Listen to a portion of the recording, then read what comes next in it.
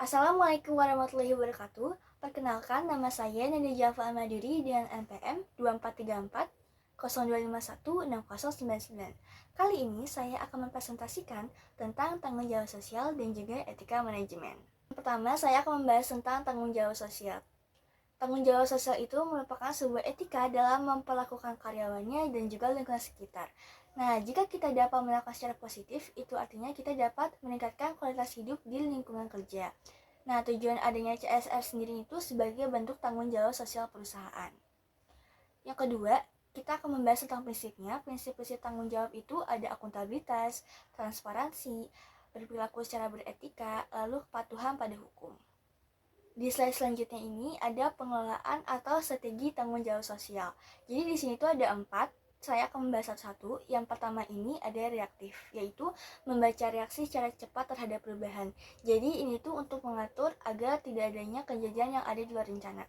Yang kedua, di sini ada defensif, itu strategi yang menggunakan pendekatan itu secara legal. Jadi untuk menolak tanggung jawab sosial perusahaan.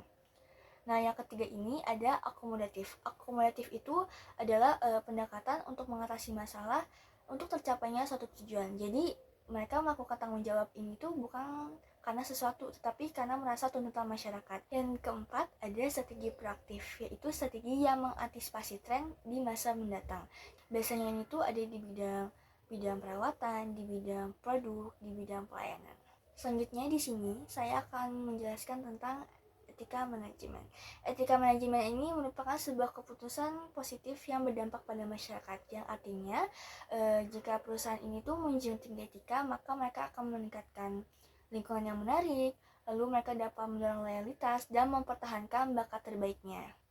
Di slide selanjutnya di sini ada nilai personal. Nilai personal itu sebagai prinsip moral yang dipegang secara pribadi dan juga menjadi pedoman di lingkungan kerja. Nah, nilai-nilai ini tuh membentuk landasan bagaimana perusahaan ini diambil, tindakan yang akan dilakukan, dan juga bagaimana hubungan ini dibangun antara rekan kerja, karyawan, atasan, dan juga pihak eksternal. Jadi kita akan membahas tentang isu-isu dalam etika manajemen, yaitu ada polusi lingkungan, penggunaan obat terlarang, lalu pemecatan tenaga kerja, penyalahgunaan aset. Kesimpulan yang akan saya bahas adalah menurut saya keduanya ini tuh saling melengkapi dan juga dapat memperkuat satu sama lain.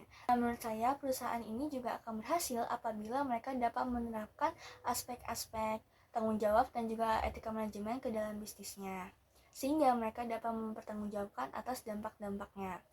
Sekian dari saya, kurang lebihnya mohon maaf. Wassalamualaikum warahmatullahi wabarakatuh.